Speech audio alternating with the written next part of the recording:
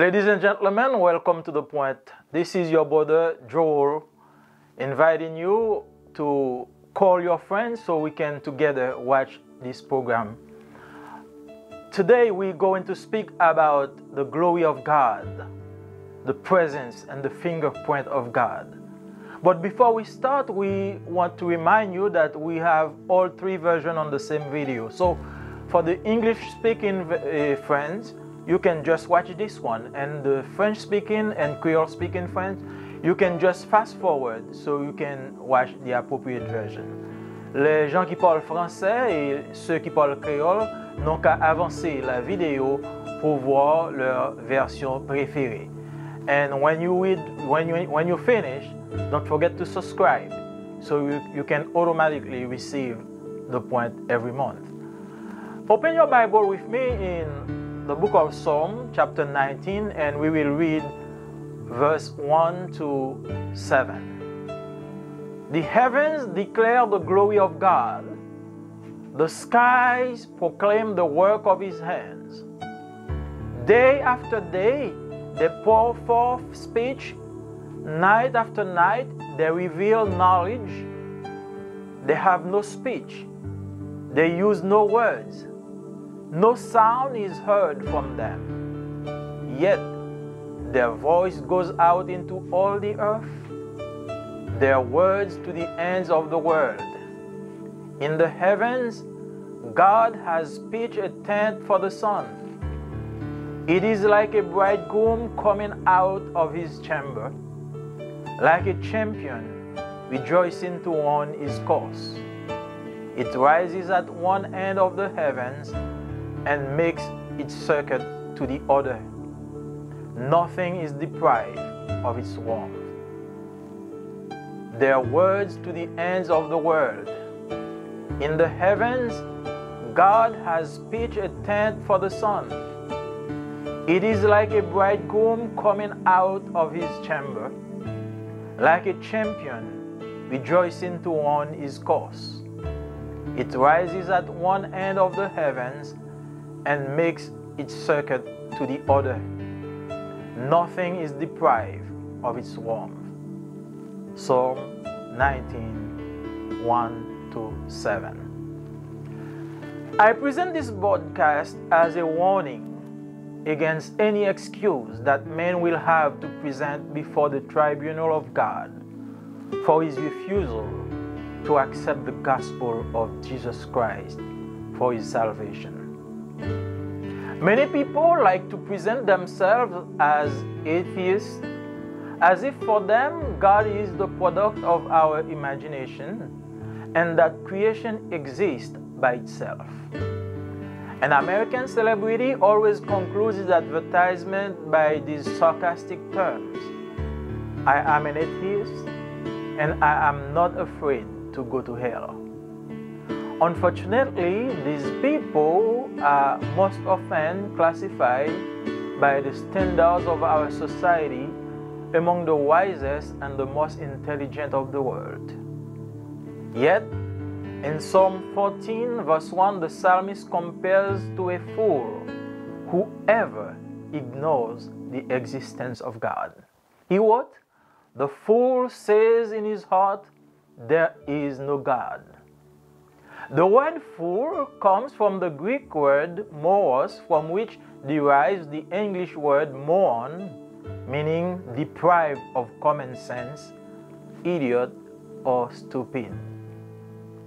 When a person rejects the truth about God, he puts himself in a very dangerous situation. The Apostle Paul declares that these people are inexcusable. Boasting of being wise, they became foolish. Dear friends, God has no desire to hide His nature from man in any way. He uses two great means to reveal Himself to mankind: the book of nature and the scriptures. The first book, the nature, testifies of His power, His glory, and His majesty. The second reveals His character and leads us to Him by means of His Son, Jesus Christ. No matter where a person is on the planet Earth, the reality of the person of God is evident to them. King David expresses this truth very well in the first 7 verses of Psalm 19. He says, "The heavens declare the glory of God, and the skies proclaim the work of His hands." If you want to perceive a reflection of the greatness of the infinite God, look to the sky. If you want to see the wisdom of God in action, consider the orbit of the planets. If you want to be captivated by the power and majesty of God, admire the stars, the galaxies, and the whole universe around you. Wherever we look, we see the imprint of God. God takes pleasure in putting before our eyes the marvelous spectacle of His creation. He gives us a deep and spectacular visual experience. David wrote, "They have no speech, they use no words, no sound is heard from them, but their message is so deep that it leaves its mark on all the earth, and its accent to the ends of the world." Anyone can look at the creation and logically conclude that it was made and controlled by a creator who possesses power beyond human comprehension. One must be deprived of common sense in order to be able to deny the existence of an architect who was able to conceive this work of great complexity. The beauty, the order, and the geometry of the universe leave any person with common sense to the reality of a creator. The power, the glory, and the love of God are evident through the elements of creations. Everyone should be able to conclude that their creator must be powerful to have filled the vast oceans with water, arranged the towering mountains, laid the foundation of the continents, and suspended the sun, the moon, and the planets in space. This creator must be impressive in his power, far beyond the greatest imagination of man, to create a spectacle so beautiful as the Niagara Falls in Canada, so ingenious in his mind to present wonders like the Bassin Bleu, Blue Basin, and the Sault Maturin, what we call the Fall of Maturin in Haiti, and the Grand Canyon in Arizona. He must be the most talented artist in existence to have painted landscapes covered with flowers in autumn and covered with snow in winter, not to mention the beautiful summer sun. Paul sums it all up in one sentence in Romans chapter 1 verse 20. God's invisible perfection, His eternal power, and His divinity are seen very well from the creation of the world. There is no excuse to offer to God in order to escape the condemnation of His judgment. Paul says in Romans chapter 3 verse 19 that all mouth will be closed before God, and everyone who rebels against His word will be found guilty. You are guilty because you are a sinner and you refuse the love of God, although it is revealed to you through the song of the birds, through the rhythm of the waves of the sea, and through the greenery of our countryside. Solomon wrote in Ecclesiastes 3 verse 11, "The Lord has made everything beautiful in its time. He has also set eternity in the human heart. Yet no one can fathom what God has done from the beginning to the end." After reading the book of nature, no one on earth can consciously ignore the existence of an almighty creator God who rules over the affairs of the world. This is what the Bible students call the general revelation of God. However, this general revelation is a first step towards God, but it does not reveal the right path which leads to God. This is why many people in the Amazon tribes and other remote places on earth worship the sun and the moon in order to feel this longing for God and this eternity space in their hearts. Since the wonders of nature are there to open our eyes on the truth about God, but not enough to lead us to Him, we need another revelation that can introduce us directly to the eternal God. This is the special revelation which is found exclusively in the written Word of God, the Bible. This revelation directs us to the living Word, Jesus Christ, who is described in John 1st and the first verse as God Himself, the author and the creator of all things. Listen to what John says in his Gospel, John 1st, verses 1 to 4. In the beginning was the Word, and the Word was with God, and the Word was God. He was with God in the beginning. Through Him all things were made. Without Him nothing was made that has been made. You realize here that Jesus was the Creator. The word that translates God the Creator in Hebrew is Elohim. So Jesus is Elohim.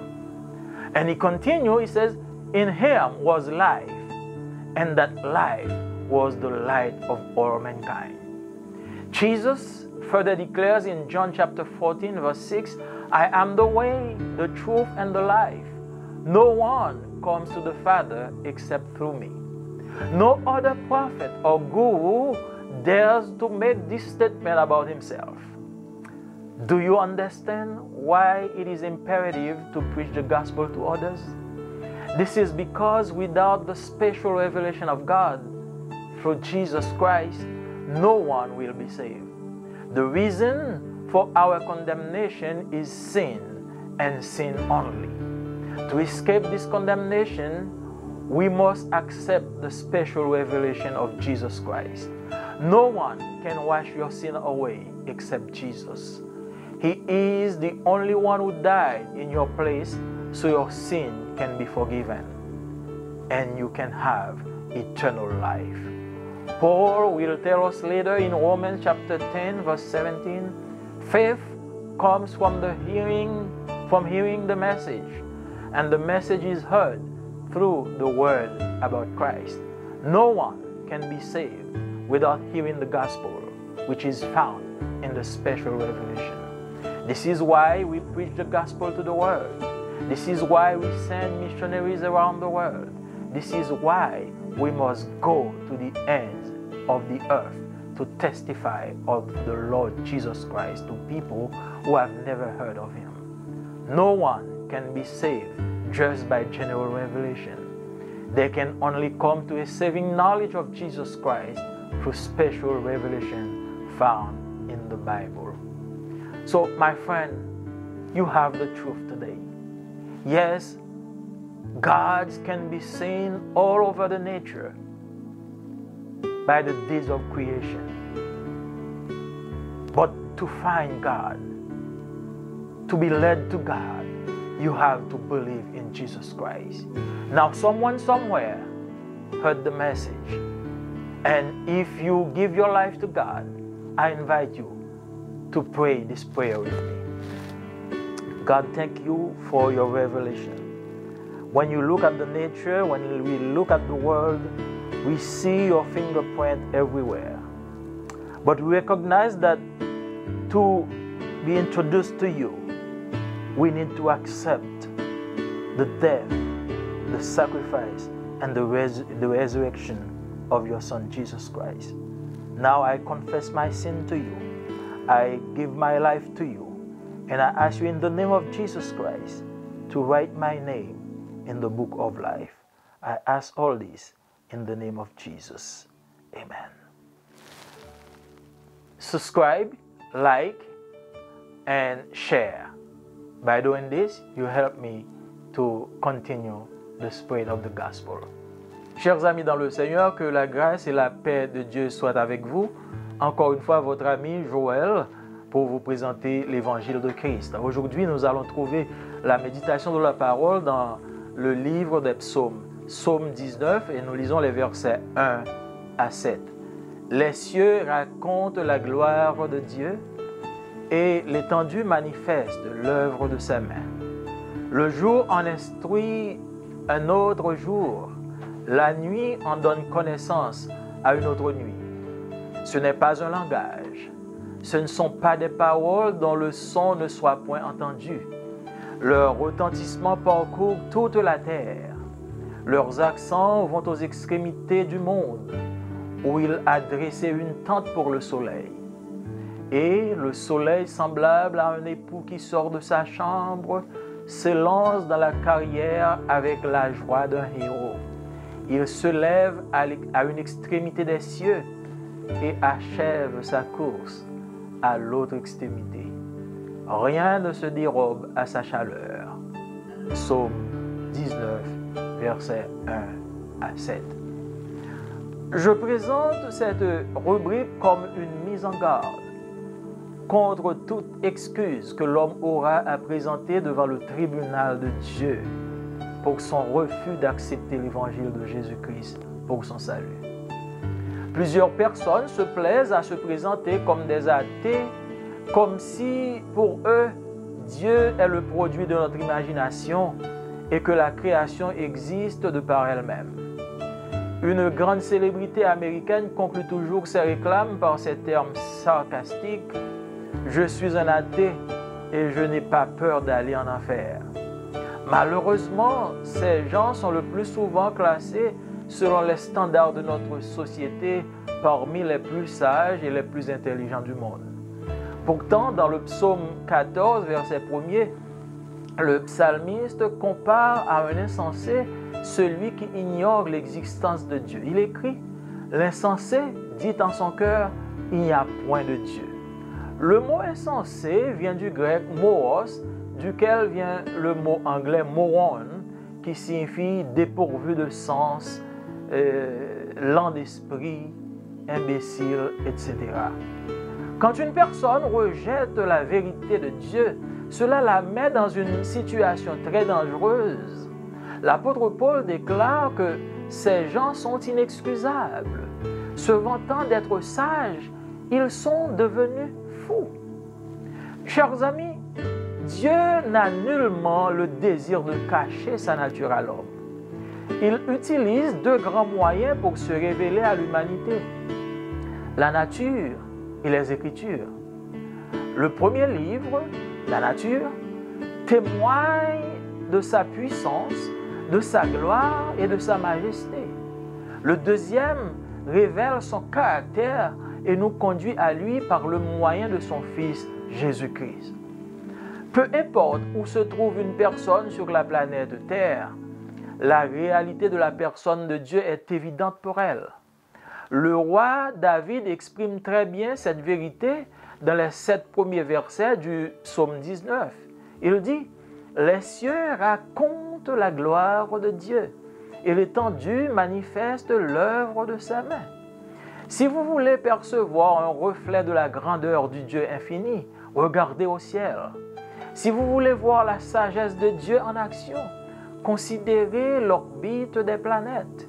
Si vous voulez être épaté et saisi par la puissance et la majesté de Dieu, admirez les étoiles, les galaxies et tout l'univers autour de vous. Partout où nous projetons nos regards, nous voyons l'empreinte de Dieu. Dieu prend plaisir à mettre devant nos yeux le merveilleux spectacle de sa création. Il nous fait vivre une expérience visuelle profonde et spectaculaire. Ce n'est pas un langage, nous dit David. Ce ne sont point des paroles. Leur voix n'est pas entendue, Mais leur message est si profond qu'il laisse sa trace sur toute la terre et ses accents jusqu'aux extrémités du monde. N'importe qui peut regarder la création et conclure logiquement qu'elle a été faite et contrôlée par un créateur qui possède un pouvoir au-delà de la compréhension humaine. On doit être privé de bon sens pour pouvoir nier l'existence d'un architecte qui a pu concevoir cette œuvre de grande complexité. La beauté, l'ordre et la géométrie de l'univers conduisent tout homme sensé à la réalité d'un créateur. La puissance, la gloire et l'amour de Dieu sont évidents à travers les éléments de la création. Chacun devait être capable de conclure que son créateur doit être puissant pour avoir rempli d'eau les vastes océans, arrangé les montagnes imposantes, jeté les bases des continents et suspendu le soleil, la lune et les planètes dans l'espace. Ce créateur doit être impressionnant dans sa puissance, bien au-delà de la plus grande imagination de l'homme, pour créer un spectacle si beau comme la chute du Niagara au Canada, si ingénieux dans son esprit, pour présenter des merveilles comme le bassin bleu et le saut Maturin en Haïti, le Grand Canyon en Arizona. Il doit être l'artiste le plus talentueux qui existe pour avoir peint des paysages couverts de fleurs en automne et couverts de neige en hiver, sans compter le beau soleil d'été. Paul résume tout ceci en une seule phrase dans Romains chapitre 1er verset 20. Les perfections invisibles de Dieu, sa puissance éternelle et sa divinité se voient fort bien depuis la création du monde. Il n'y a aucune excuse à offrir à Dieu pour échapper à la condamnation de son jugement. Paul dit dans Romains chapitre 3 verset 19 que toute bouche sera fermée devant Dieu et tout le monde rebelle à sa parole sera reconnu coupable. Tu es coupable parce que tu es pécheur et que tu refuses l'amour de Dieu, bien qu'il se révèle à toi à travers le chant des oiseaux, à travers le rythme des vagues de la mer et à travers la verdure de nos campagnes. Salomon écrit dans Ecclésiaste chapitre 3 verset 11, « L'Éternel fait toutes choses en son temps. Même il a mis dans leur cœur la pensée de l'éternité, bien que l'homme ne puisse pas saisir l'œuvre que Dieu fait du commencement à la fin. » Après avoir lu le livre de la nature, personne sur terre ne peut consciemment ignorer l'existence d'un Dieu créateur tout-puissant qui domine sur les affaires du monde. C'est ce que les étudiants de la Bible appellent la révélation générale de Dieu. Cependant, cette révélation générale est un premier pas vers Dieu, mais elle ne révèle pas le chemin qui conduit à Dieu. C'est pourquoi beaucoup de gens dans les tribus de l'Amazone et dans d'autres endroits reculés s'abandonnent au culte du soleil et de la nature en vue de combler cette aspiration et cette pensée de l'éternité dans leur cœur. Puisque les merveilles de la nature sont là pour nous ouvrir les yeux sur la vérité de Dieu, mais pas assez pour nous conduire à lui, nous avons besoin d'une autre révélation qui puisse nous introduire directement à l'éternel Dieu. C'est la révélation spéciale qui se trouve exclusivement dans la parole écrite de Dieu, la Bible. Cette révélation nous dirige vers la parole vivante, Jésus-Christ, qui est décrit dans Jean 1er, verset 1er, comme Dieu lui-même, l'auteur et le créateur de toutes choses.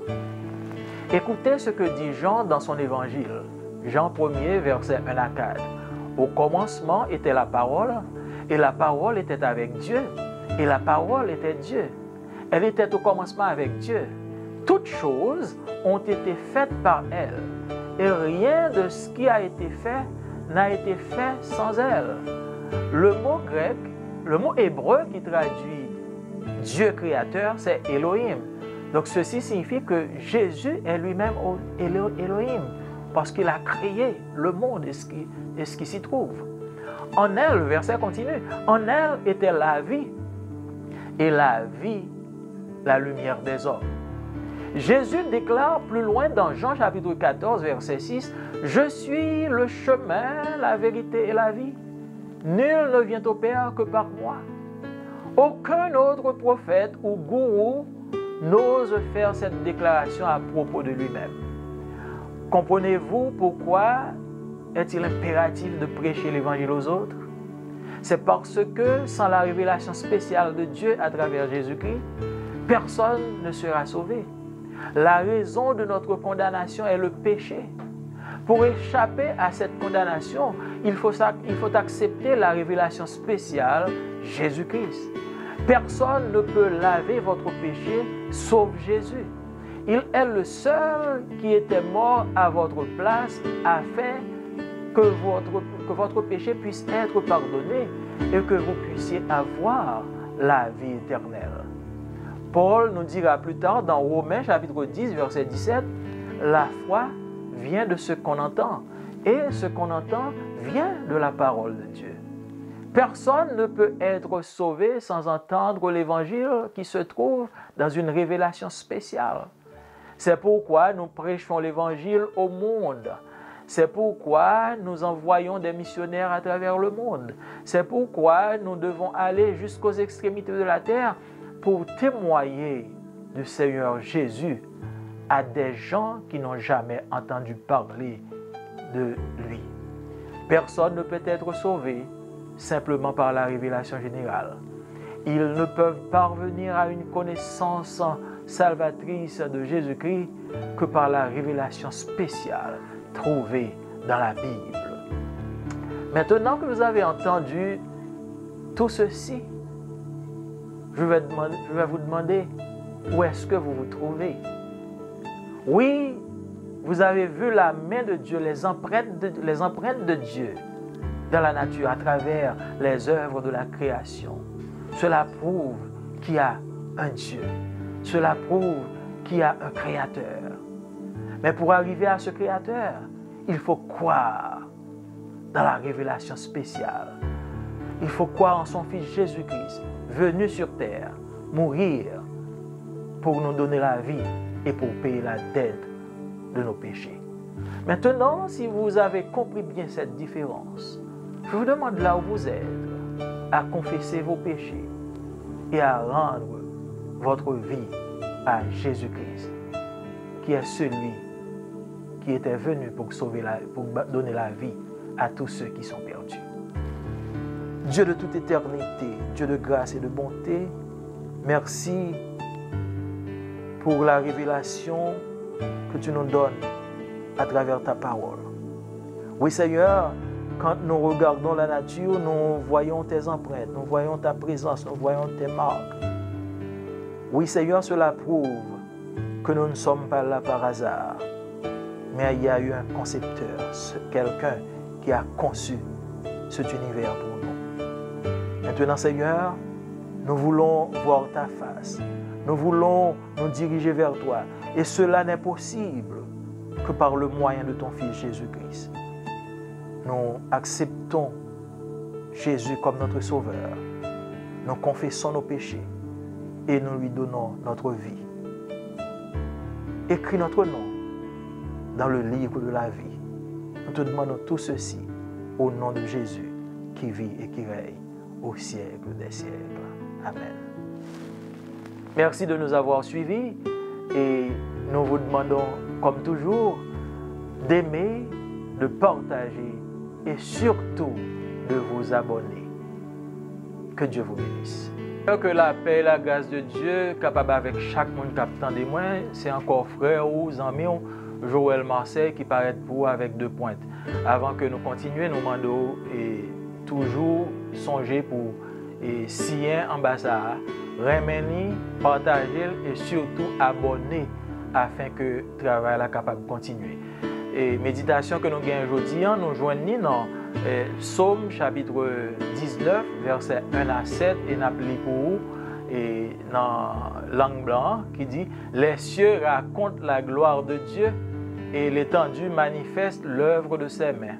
Le jour en instruit un autre jour, la nuit en donne connaissance à une autre nuit. Ce n'est pas un langage, ce ne sont pas des paroles dont le son ne soit point entendu. Leur retentissement parcourt toute la terre, leurs accents vont aux extrémités du monde, où il a dressé une tente pour le soleil. Et le soleil, semblable à un époux qui sort de sa chambre, s'élance dans la carrière avec la joie d'un héros. Il se lève à une extrémité des cieux et achève sa course à l'autre extrémité. Rien ne se dérobe à sa chaleur. Ça nous lit dans Psaume 19, versets 1 à 7.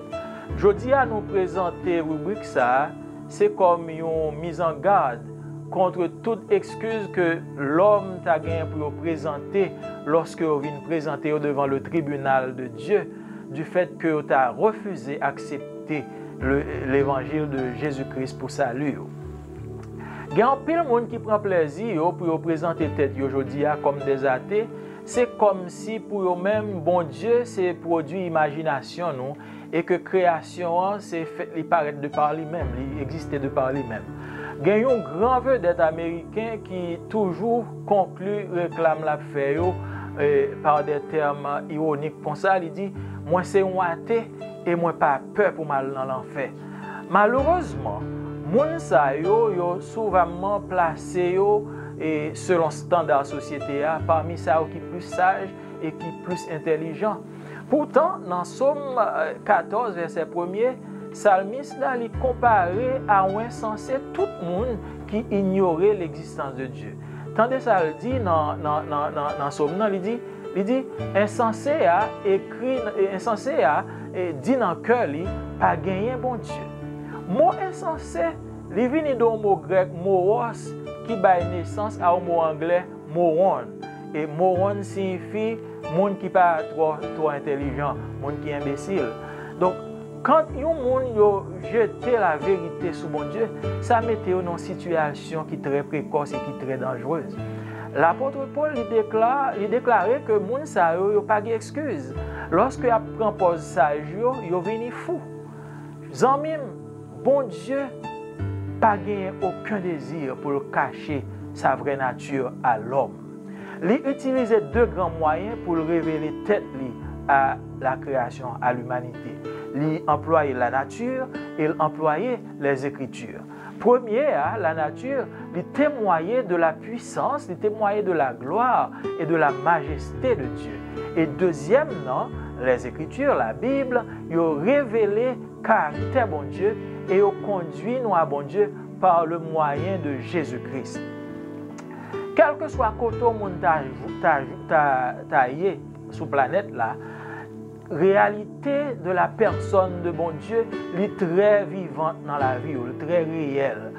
David lui exprimé ça très bien dans 7 premiers versets de Psaume 19 côté nous autres liens. Il dit ciel là racontait la gloire de Dieu et nuages yo témoigné l'œuvre de main. Sous ta vlé et ouais un reflet de la grandeur de Dieu infini, gardez dans le ciel là ouais. Sous ta vlé ouais sagesse bon Dieu en action, considérez planète yo. Sous ta vlé saisi par la puissance et par la majesté de Dieu, admirez étoiles yo pour ouais et gardez galaxies yo et gardez tout l'univers qui est autour de vous-même. Partout côté nous voyons regard nous voyons signature bon Dieu. Nous voyons plat main, bon Dieu. Bon Dieu prend plaisir pour le mettre devant les yeux nous et le merveilleux spectacle de sa création. Il fait nous vivre une expérience visuelle et profonde et spectaculaire. Ce n'est pas un langage, David dit. Ce n'est pas des paroles, voix ou pas qu'attendre, mais message tellement profond que l'équité on trace sur toute terre là et accent ou venir jusque dans la fin monde là. N'importe monde capable de garder création et capable de conclure avec logique que son bagage qui était fait et qui contrôlé par un bon Dieu créateur qui possédait tout pouvoir au-dessus même, au-delà même de la compréhension de l'homme. Au monde doit privé de bon sens, si vous arrivez à nier l'existence d'un architecte qui était capable de conçu, qui était capable de penser une œuvre si complexe. La beauté, l'ordre, géométrie, univers là, tout ça conduit tout le monde qui est censé gagner un sens de réalité, il conduit à l'existence d'un créateur. La puissance, la gloire et l'amour de Dieu sont très clairs à travers les éléments de la création. Chaque monde doit être capable pour conclure que le créateur, il doit être un monde qui est très puissant pour être capable de remplir tout l'océan avec de l'eau, pour être capable de ranger montagne dans l'ordre que il y a, pour être capable de jeter base continent, pour être capable de suspendre le soleil là sans que le pas mette un poteau en balle, pour être capable de suspendre la lune et planète dans l'espace sans que il n'y ait pas un poteau qui soutient.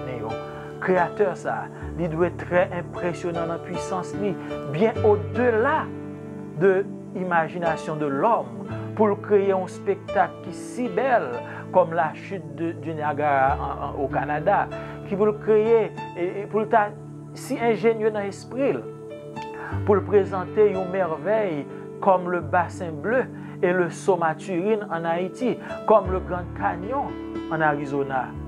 Il doit être un artiste qui a plus de talent, qui est capable d'exister pour peindre des paysages qui couvrent avec fleurs en automne et qui couvrent avec neige en hiver, sans nous pas compter le soleil là que nous gagnons en été.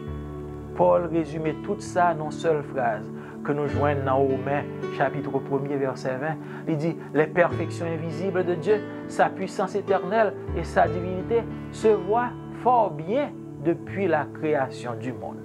Pas gagner aucune excuse pour nous offrir à bon Dieu, pour nous échapper à la condamnation de son jugement. Paul dit dans Romains chapitre 3 verset 19 que toute bouche gagne pour fermer devant bon Dieu. Et tout le monde qui rebelle la parole, il a passé pour coupable. Ou coupable parce qu'ils sont pécheurs et parce qu'ils ont refusé l'amour de Dieu. Bien que l'amour, ça allait révéler à eux-mêmes à travers chants oiseaux, à travers le rythme des vagues de la mer et à travers verdure que nous joignons dans la campagne. Salomon écrit dans Ecclésiaste chapitre 3 verset 11, il dit l'Éternel fait toute bagaille dans le temps et il mettait dans le cœur nous la pensée de l'éternité, bien que l'homme pas capable de saisir œuvre ça que bon Dieu fait depuis le commencement jusque dans la fin. Après que nous finissons de lire le livre de la nature, personne sous terre pas capable consciemment ignorer l'existence d'un Dieu créateur tout-puissant qui a dominé sous affaire le monde. C'est ça, mon qui a étudié la Bible, la révélation générale de Dieu. Cependant, révélation générale, ça a son premier pas vers bon Dieu, mais elle n'a pas révélé le chemin qui conduit à bon Dieu. C'est peut-être ça où joignent en pile monde dans tribu dans Amazon et dans d'autres endroits reculés dans le monde là, il a adoré le soleil, il a adoré la lune. C'est parce que il en quête d'un bon Dieu pour combler l'aspiration ça et penser éternité ça que vous gagnez dans le cœur. Puisque merveille nature là, yo là pour ouvrir les yeux sur la vérité de Dieu, mais yo pas assez pour conduire nous à bon Dieu. Nous besoin d'une autre révélation qui est capable d'introduire nous directement à bon Dieu lui-même. Ça, c'est ça, les révélations spéciales que nous joignons exclusivement dans la parole écrite de Dieu, la Bible. Révélation, ça allait diriger nous vers la parole vivante qui c'est Jésus-Christ, qui décrit dans Jean chapitre 1er, verset 1er, comme bon Dieu lui-même et qui c'est auteur et créateur de toute bagaille. Tendez ça, Jean dit dans Jean chapitre 1er, verset 1 à 4, il dit, au commencement était la parole était avec Dieu et la parole était Dieu. Il dit, elle était au commencement avec Dieu. Toutes choses ont été faites par elle. Ça veut dire que toute bagaille qui est sous terre est faite par la parole, par Jésus-Christ. Et personne de ça qui est fait pas fait sans lui-même. Mot hébreu qui signifie Dieu créateur là, il y aurait Elohim. Ça veut dire Jésus, c'est Elohim lié. Et verset a continué, il dit, en elle était la vie, et la vie, la lumière des hommes. Jésus déclarait plus tard, dans Jean chapitre 14, verset 6, il dit, moi c'est le chemin, moi c'est la vérité, moi c'est la vie. Personne n'est pas capable de venir joindre papa que par moi-même. Mes amis, pas aucun prophète qui est capable de faire déclaration ça à propos de tête. Pas aucun gourou qui est capable de faire déclaration ça à propos de tête. Est-ce qu'on comprend pour qui ça, ils ont besoin pour nous prêcher l'évangile à l'autre? C'est parce que sans la révélation spéciale de Dieu à travers Jésus-Christ, personne ne peut me sauver. La raison de condamnation, c'est péché. C'est péché seulement qui fait nous condamner. Pour nous échapper à la condamnation, ça, il faut que nous acceptions la révélation spéciale de Jésus-Christ. Personne n'est pas capable de laver péché sinon que Jésus-Christ. Mais c'est seul qui est venu sous terre, il mourit en place nous, afin que péché nous soit capable de pardonner et que nous sommes capables de gagner la vie éternelle. Paul va l'écrire plus tard dans Romains chapitre 10, verset 17, il dit, la foi vient de s'entendre et s'entendre vient de la parole de Dieu. Personne n'est pas capable de sauver sans pas attendre l'évangile qui trouvait dans la révélation spéciale de Dieu. C'est peut-être ça, nous prêcher l'évangile à tout le monde. C'est peut-être ça, nous voyer missionnaires à travers le monde. C'est peut-être ça, nous devons aller jusqu'aux extrémités de la terre pour nous témoigner de Jésus-Christ à Mounsayo qui peut que jamais connaît Jésus. Personne n'est pas capable de sauver seulement par la révélation générale. Yo pas capable de venir. Ils sont capables de venir à une connaissance salvatrice de Jésus-Christ seulement par la révélation spéciale que vous joignez dans la Bible. Moi, j'espère, bien aimé, pour comprendre ce que nous sommes dit là. Oui, ou croyez que vous avez un bon Dieu. Parce que vous regardez dans la nature, là, où est empreinte, où est photo, où est œuvre. Mais est-ce que vous croyez dans la révélation spéciale que le bas à travers Jésus-Christ? Ou qu'à qu'on ait existé, mais est-ce que vous voulez aller bon côté? Seulement façon pour aller bon côté, c'est croire dans Jésus-Christ et accepter comme sauveur et comme maître. Parce qu'il dit, moi c'est le chemin, moi c'est la vérité, moi c'est la vie. Personne n'est pas capable de joindre papa, sinon que par moi-même. Côtoyez, coupez tête en nous prier ensemble. Dieu Tout-Puissant, Dieu trois fois Saint, nous disons merci. Parce que c'est bon Dieu. Merci pour l'amour, parce qu'on révèle dans la nature, là, ou révèle dans l'œuvre création. Tout ça que nous voyons, nous empruntons là-dedans, ça fait nous comprendre nous exister. Seigneur, nous sentons un besoin, nous sentons un vide dans le cœur, nous avons besoin de arriver bon côté. Nous seulement croyons que pour nous arriver bon côté, c'est par Jésus-Christ qu'on révèle à travers la parole. C'est par lui-même seul que nous sommes capables de joindre.